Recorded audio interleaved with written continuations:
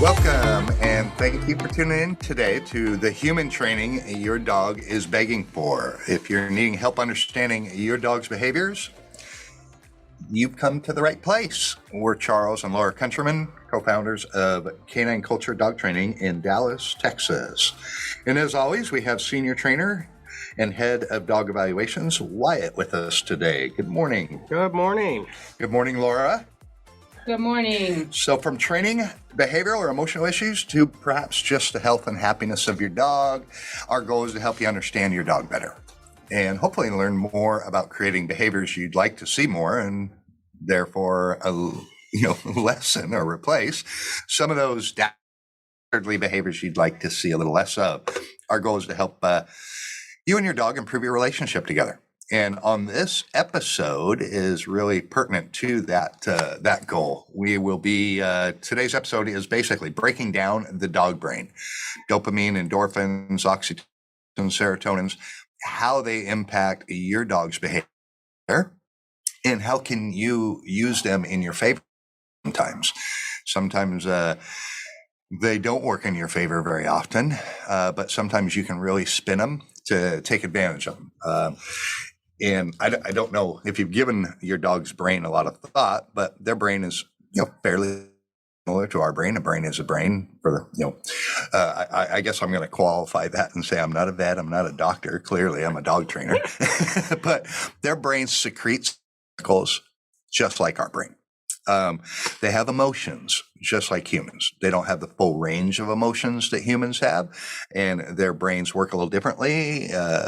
But, I'm not going to get into any medical. This one's going to be dicey because we're going to try to keep medical out of it.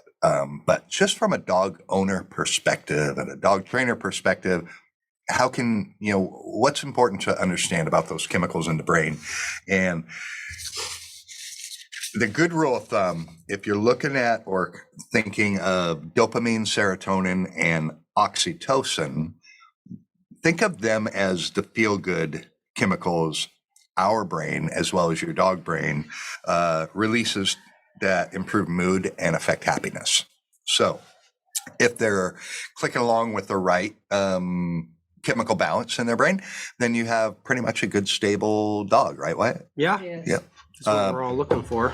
And that's what we're looking for. But if you have a dog that's highly anxious, incredibly fearful, and you can't figure out, a great example would be you've had this dog all their life. You've never beat your dog. You don't know of anything that traumatized your dog. Then you need to have a conversation with the vet because there's a good chance that they have a chemical imbalance in their brain, just like humans do. Some humans see psychiatrists because they need help, to talk things through. And part of that treatment plan may be a pharmacological option, That's true. Some prescriptions. Dogs are the same way. It's not that we're advocating go out and drug your dog and keep your dog all loopy. That, hopefully, I don't think there's any way for you to get that from what I just said. But, some people pick what they want out of anything you say. But there's also naturally, you can get dopamines going through your dog's brain. One of the best ways to do that is high value food. And if it's the dopamine signals that go from your neurons to the neurons, so it passes through them, so it makes them be happy, and high value food helps that a lot with the dopamine. Yeah, because dopamines are transmitters. Yeah. They make your neurons communicate together. And the happier, And so does serotonin. yeah, Both of them. Yeah. They just work differently. And it's a different way to get them to go. Because if they can feel happy, that lowers their stress level, which lowers their frustration level, which lowers everything. Problems. Yes. Yes. So dopamine you can get all naturally. Exercise you can get with endorphins. Is that how you say that? Yeah. Mm-hmm. So that's how, if you exercise, play with your dog correctly, that gets that naturally coming into them, and it helps them lower stress level, less frustration levels. It helps with everything in the dog's life. Yeah. So you can do it chemically, but you can do it naturally too. And you should do them both. Yeah. Even if your dog has no imbalance in their brain chemicals, your dog is going to be a happier, more fulfilled dog if you bear in mind how important dopamine and serotonin are. So they're both, like you said, Laura, neurotransmitters that make your neurons go from one to the other, and that's how your brain communicates. But they work differently. Dopamine regulates motivation, so that's associated with the feeling of rewards. So motivation, so that's where that would go into where you said treats and play. Serotonin regulates mood. Yeah. So that would be your associations with happiness, focus, and calmness. Yeah. So if you are looking at, a behavioral issue you have with your dog, try to look at it from that perspective. Which issue am I having? Is it happiness, focus, and calmness? Then it's probably a serotonin issue. Is it not motivated by anything? Then it's a motivation issue, and it's most likely dopamine. Yes. But it does go both ways. You can have the laziest dog you've ever met, or you could have this wigged out of its brain hunting dog that cannot hold still for 2 seconds. Right. Imbalance goes both ways. Yeah. People just assume the negatives. Right. Your dog just is so driven and so focused on everything. DNA cannot takes a handle huge role life. in it. So if you have a Weimaraner, yes, there's probably not a dopamine, or most specifically a serotonin issue with that dog, because he won't calm down. He's DNA driven to be a little BS crazy. I mean, they're just very excitable dogs. Doodles, same thing. Yeah. They're happy-go-lucky, energetic, happy dogs for the most part. They don't calm, so Serotonin is big on them. You need to teach them how to be calm. So we want to teach them how to get their brain to produce more serotonin. You're not looking to drug them to calm them. Yeah. You're trying to, hey, what activities could me and my dog do together, and I could teach my dog how to do that would naturally generate a little more serotonin production in their brain, which payoff, regulate mood, get a little more calmer. Yeah. But you're not going to have typically a Weimaraner or a Doodle or just be a calm couch potato, unless they were already born that way, because that dog just was born that way. A low drive line, which are super rare. Yeah, we have a GSP, a German Shorthair Pointer, and they're the same. They're hunting dogs. They're high energy. They're not built for everybody, but you got to figure out how to teach the dog to be calm, because you think, dog can calm, lay down. Some dogs don't understand how to be calm and just be. Well, it's like an ADHD kid. If you give them positive outlets and ways to get that energy, and it's something you have to do every single day, because it builds back up when they sleep. It feels like if you give them positive outlets, they'll be a relatively normal, calm-ish dog, livable dog. Yeah.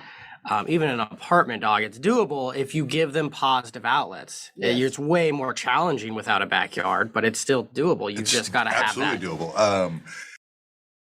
That's why, we use play so much in our training, because play, whether it's tug, ball, whatever, or just sniffing, for example, they activate something called the seeking system, which we've talked about in the prey portion of the dog's brain. And that portion is responsible for the release of the dopamine, the feel-good chemical, and an increase in dopamine boosts mood, motivation, attention, helps regulate their learning and emotional responses. So you get all that up, and they're learning faster. Yeah. Yes.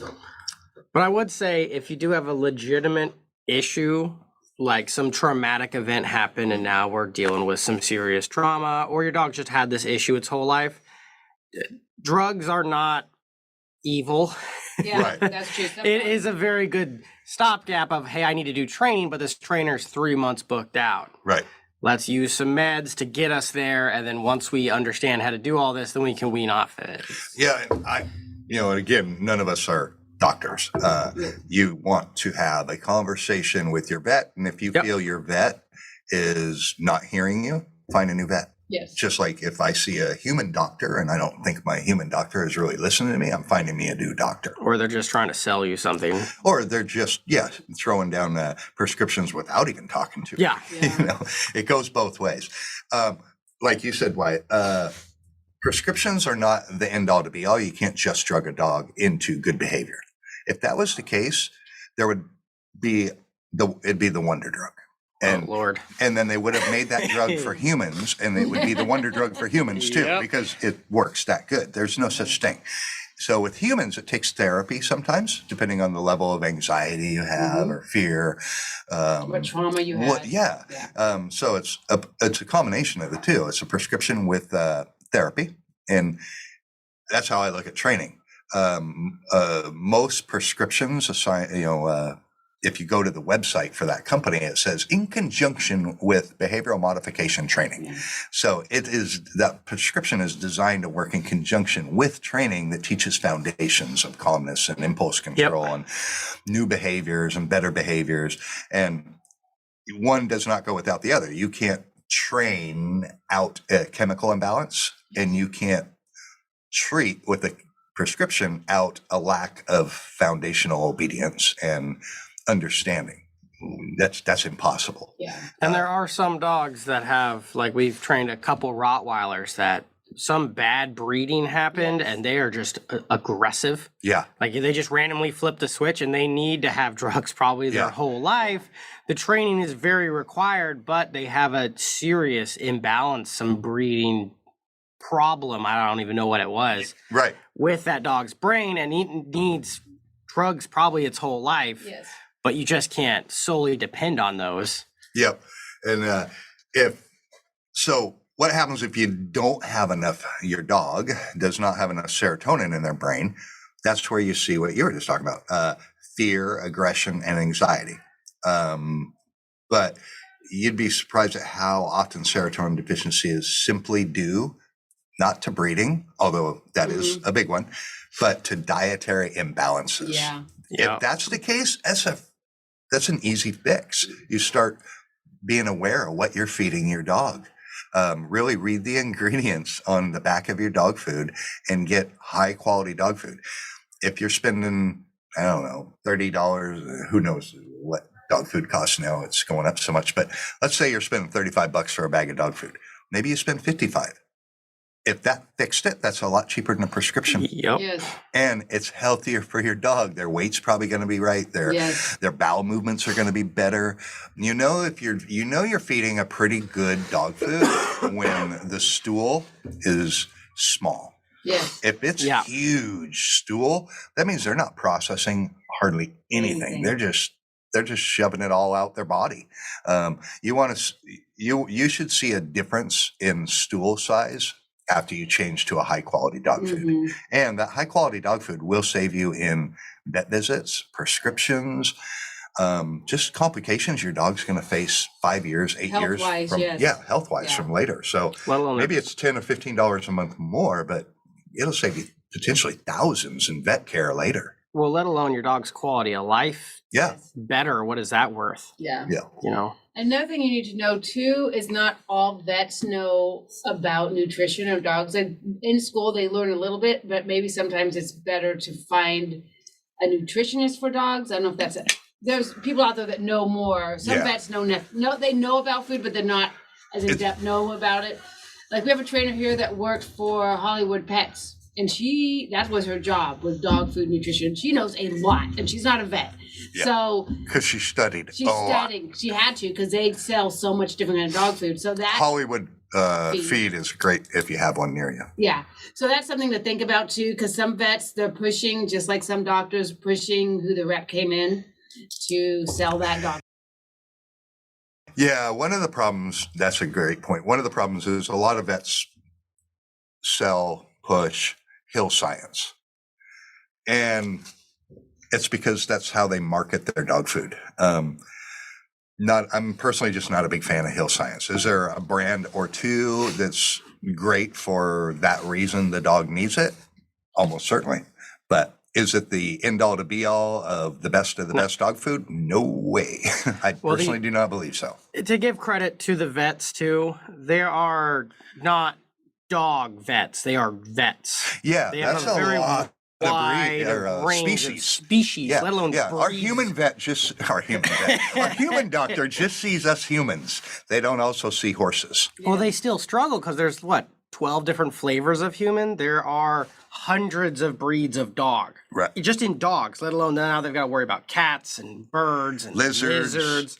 Yeah. They might talk like they are the authority, and for surgical stuff they probably are, or they can call someone that is, but a lot of the mental, behavioral, and food, dietary they probably do not know everything or even close to everything. Right. It's an educated guess. And that's kind of what, you were saying, Laura. I would find if you don't have a vet yet, or you're not happy with your vet, find a vet that specializes in dogs and cats. Yes. Yeah. If you have a dog, then don't use a large animal vet would not be my go-to choice. Yeah. Right. Now, if I have cows and horses, then he's going to be, or she's going to be my choice.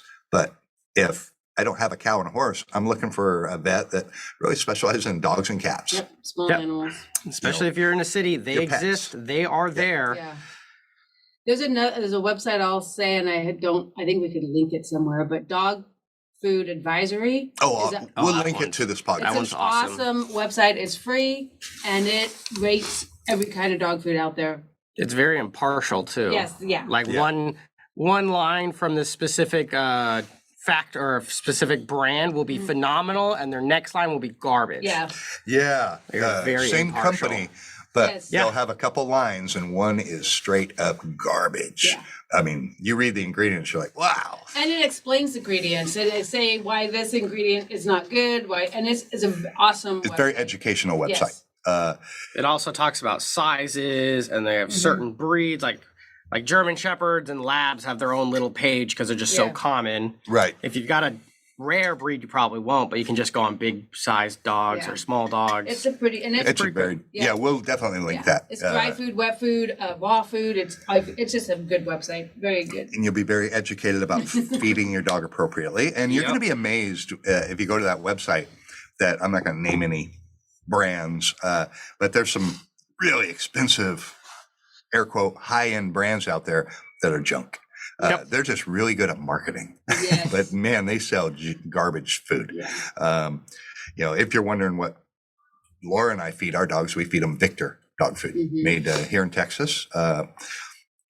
We love it. Now, is that the right food for everybody? Go to this website and see what issues you have, because if it was the wrong food for one of our dogs, we'd switch that food to a different food for one of our dogs, and the other two would eat it. Because dogs have to have the carbs. They have to have just like we do. Yeah. We have very high energy dogs, so we need them to be at a certain ratio of the carbs, the meat, whatever, all that stuff. Fiber, all that. And we feed our dog. We have 3 dogs, so we feed them 2 different foods. George is a senior dog, so he eats a different brand of Victor food because it's designed for his stage in his life. Yes. And that's something you've got to consider if you have a puppy. Yes. You're trying to get the dog, lots of calories and help him grow, and then you transition out of that to a different food. But then they're 6 or 7. It's time to start reevaluating. Hey, maybe it's time to switch food. Yeah. And maybe the brand that has really good puppy food does not have good adult food. It's just a lot of research. It's a lot. Yeah. One of my favorite things is you can do this with back to the chemicals. We kind of got off on the food a little bit, but the food really does affect your brain's chemicals, especially serotonin. So dopamine, every now and then you'll hear somebody say a dopamine dump, and they're probably typically talking about a human. Yeah. But we talk about it with dogs. When we're training with treats, particularly when we're in that phase with the dog, and then we'll fade treats out of the training so they're not treat dependent. But when we're starting, we use the word yes with the treat to help the dog associate the word yes with the treat to create their brain to start generating dopamine when they hear the word yes. And the intent is when they're all done training, just the word yes is the reward. Yes. They didn't need a treat. They didn't need anything else. That word yes created a chemical response from their brain that generated dopamine, and there was nothing else involved but the word yes. Yep. A good analogy I use for the same exact thing we do, if someone says steak and you're already thinking about it, hungry, start watering your mouth. That's a good analogy. Immediate response of, ooh, food, meat, like good food. We want the same exact association in the dog's brain as us with our ice cream or our favorite food or our favorite activity. We want the same connection in their brain. So they're, oh, I will work for that. I want that really bad. Right. That's what you're looking for. Absolutely. And then I think the only chemical we haven't really talked about at all is oxytocin. Mm-hmm. So that, similar to humans, it's involved in social bonds. So, from attachment to between parents or offsprings to just friendships we have with people. Well, dogs are the same. They develop friendships with their pack mates. Mm-hmm. Dogs are interesting to investigate the link between oxytocin, I can't pronounce the word, system and social bonds, because they establish preferential bonds with their own species, but also with their humans. Yes. So you'll see that in your home, I'm sure, that your dog has a different bond with each person in the house. Yep. And then typically most dogs develop a little closer bond with one particular human. Yes. That is oxytocin driven, or related anyway. And oxytocin is also a neurochemical associated with positive feelings and then bonding, similar to dopamine. Oxytocin, both dogs and people, after enjoyable interactions like playing and petting or just even talking to your dog, generates oxytocin. Oh, yeah. So if you notice, there's a theme that's come back to all three of the chemicals that we've talked about, dopamine, serotonin, and oxytocin, play. Yeah. It's the one that crosses all of them. Now, if you wonder why we play so much and have intentional play designed in our training, you've just discovered our secret recipe, because it involves all three chemicals that are important to a balanced dog. Yes. So if you're not playing with your dog, you need to play with your dog. If you're not, you're making it hard for their brain to work properly because they're not out in the wild. You got to remember, we've talked about this, you mentioned it, Laura, on a podcast, that if you go to work all day, your dog's got free range of the house. That's great, but it's basically just a big, giant 2,000 square foot crate. Crate, yeah. Imagine if you were one of the people on lockdown for even a week. After about 3 days, it was not fun. After a week, you're like, enough of this. That's your dog's perpetual life. And get rid of the TV, get rid of your computer, get rid of everything. Yeah. You don't because the dog doesn't get any outlets with the computer and TV. I was wondering where you're going with that. I was like, what do you mean get rid of the TV? Are you crazy? Even if you have the little puzzle toy, but they get bored. Hours. Yeah, they get bored with the puzzle toy. Life. Yeah, they can't play with different hours. That would be like you watching the same episode of MASH over and over for 8 hours. I mean, that's not very entertaining. No. So now, toys are important. Yes. But give them variety. But what you can do is help them by playing with them before you leave. Yes. Because you're getting the brain working and creating and secreting chemicals and getting the brain hopefully balanced. Mm-hmm. Yeah. And then end it with enough so they know what that is. You teach the dog, okay, we're in chill stage now. And now you're helping them be more successful. And then when you come home, help that brain out, play with them. Yeah, play. Play is very, very important because they're not outside the house playing with their buddies and chasing and searching and seeking for prey. Yes. So their brain is not working to the degree it was really designed to work because they're in our home waiting for us. We are their world. Well, the other beauty of playing with your dog is, if you ever feel like you don't like your dog or you're frustrated, you're upset, play with your dog. Yeah. Because the other beauty of all of this is it creates the same chemicals in our brain. Yep. Yes. That's fact. So you're having a bad day, go play with your dog. Especially oxytocin and serotonin. Mm-hmm. When we're petting and playing, petting. When you are petting your dog, there's one study that said it affects cholesterol. Probably. Helps bring cholesterol down, or maybe it was blood pressure, or maybe it was a combination. Again, we're not doctors here; we're dog trainers. But play with your dog. We get the same benefit our dog's getting. So you want to start your day out right? Play with your dog before you go to work. Well, it's a good analogy too. It's all the studies that have weird conclusions like that. Like this random thing that's not connected to it goes down. It shows you how important these chemical imbalances in your brain is. It affects your whole body. It affects your dog too. Yep. You want your dog to live for a long time and have a normal, happy life, balance, everything going on. You just need to play with them, give them more fulfillment in their life, and you will be a happier human and they'll be a happier dog. Right. Absolutely. It's the whole point of having a dog. Yeah, that is the point of having a dog, right? Pet, play. And then people go, I don't have time to play. Well, then why do you have a dog? Yeah. I mean, really? Then you need to get your dog a dog. No, really. Yeah, get your dog a dog. So realistically, if you cannot scratch out 20 minutes 3 times a day, even twice a day. Even twice a day. Just when you go home, when you go to work, you can make that time. Yes. I'm sorry. Because you're sitting and doing something on your phone or watching TV. Yep. Wasting life. If you're ever on social media at home, you could be playing with your dog and put the phone down, play with the kids, and play with the dog. And get real chemical reactions, not fake ones off a phone. Yay! Get some real relationship going. Yeah.